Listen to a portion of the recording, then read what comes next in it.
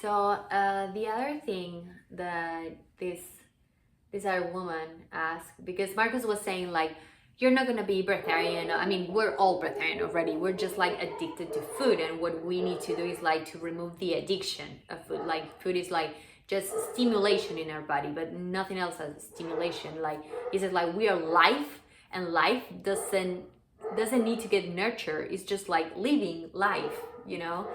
And he says kind of like, if we have like a dead body, for example, if life is given by like vitamins and minerals and protein and whatever, we should be able at this point to like, you know, like inject that person with those things, and that person will come back to life, because if that's what's giving you life, why not?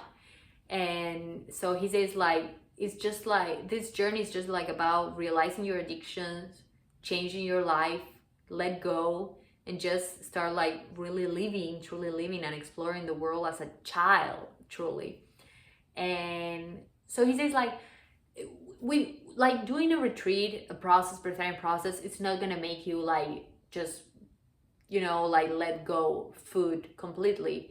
You need to keep working, because there are many emotional things that you need to work on before like giving a, you know, just like letting go food completely.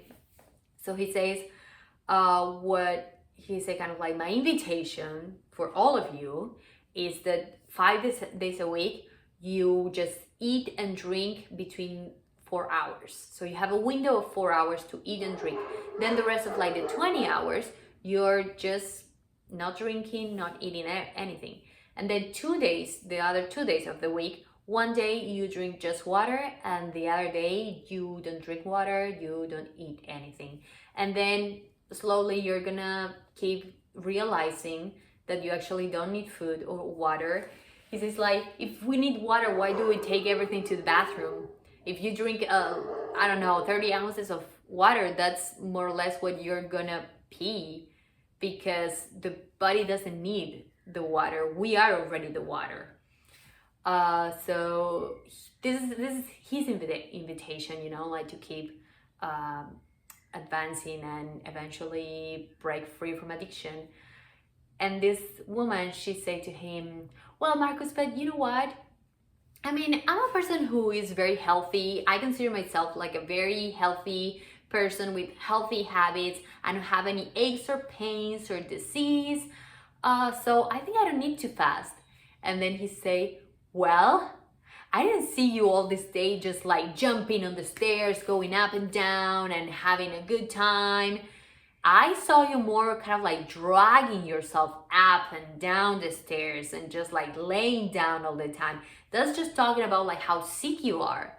If you cannot be like well energized, full of like energy during a fast, that's I mean, it's a translation of like all the sickness like you're carrying in your body.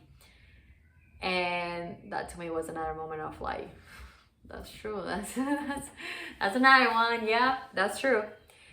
And anyway, I don't want to make such long videos. I have so much to say, but I don't want to be boring also.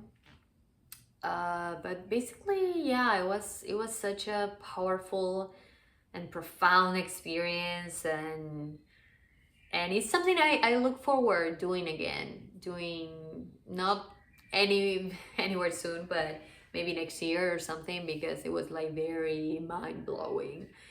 To me personally, the fast wasn't like a big deal, just because I'm used to, even though like I was planning to do the 8 days with no food, no water, and I did only 6.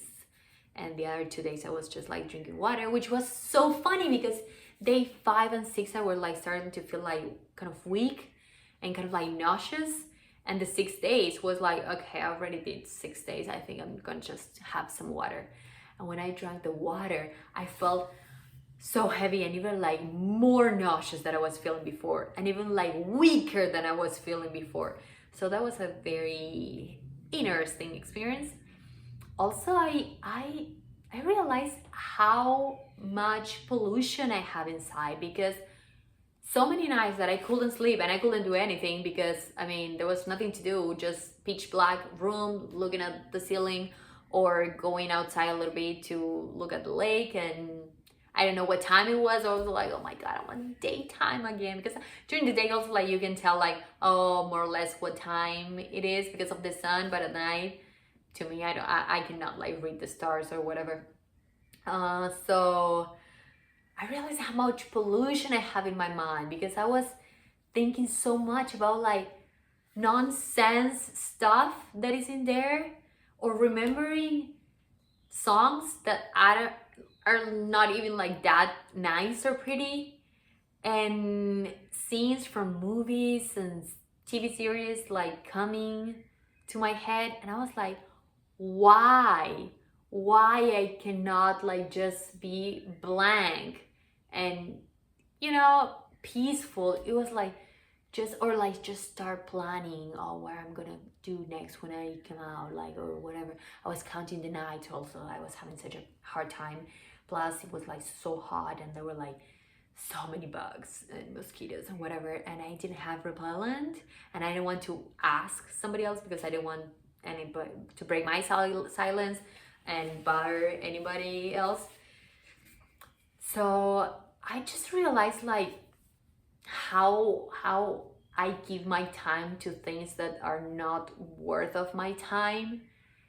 And my lesson was to be more careful of like what I expose myself to be more careful about like songs, and how many times do I have to listen to those songs until I are already like kind of like in my mind. And it's, I mean, we don't realize, but it's for sure doing something to our subconscious mind, and it's like running a program possibly.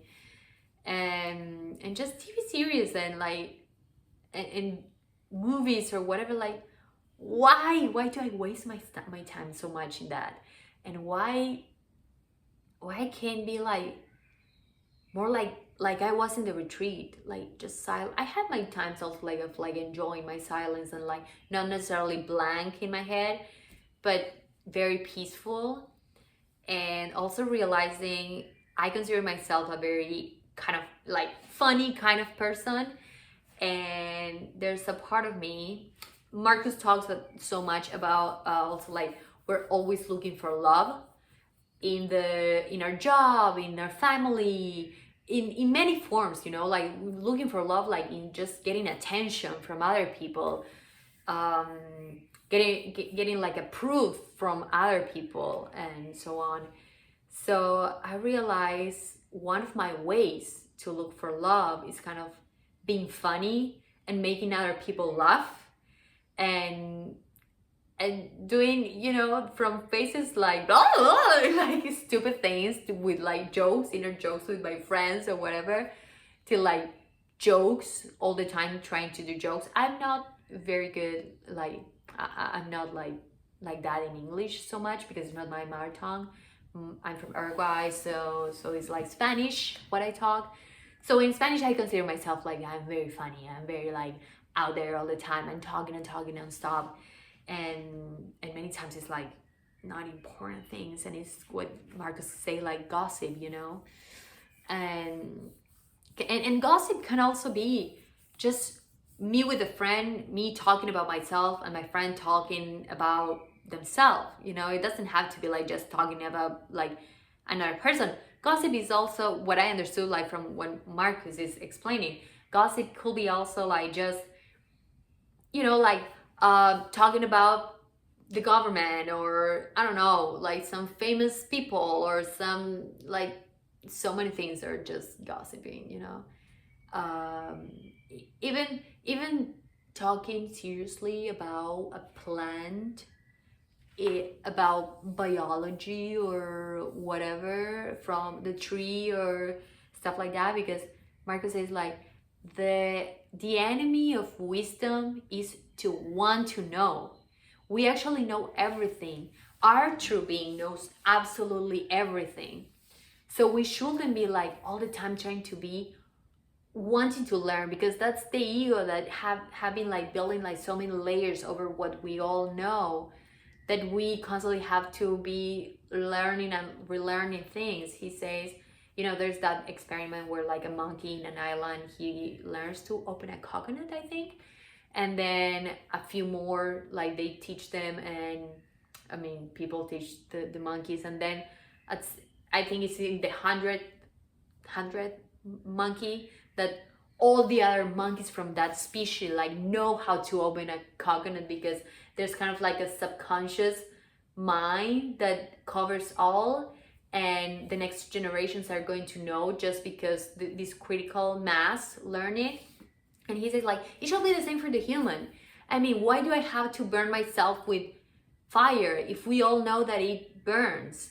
We kind of like need to, our ego learns that, but if we are not training, you know, like the babies to create the ego so like so young, and well, and at all actually better, right?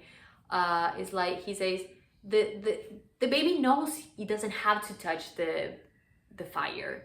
The baby knows if it falls, the being knows all the possibilities and knows everything and how to move and fall in a way that the baby's not going to be hurting himself. But it does hurt himself or herself, like when there's a mom or an adult there who is worrying about it and is kind of like exposing and the child to all like the worriness and the, you know, like, oh my god, what if anything happened or whatever. Which it does make a lot of sense to me. And yeah, well, this video is already, I think, 40 minutes or so I will be coming back with more things to share, but for now, that's it. Thank you.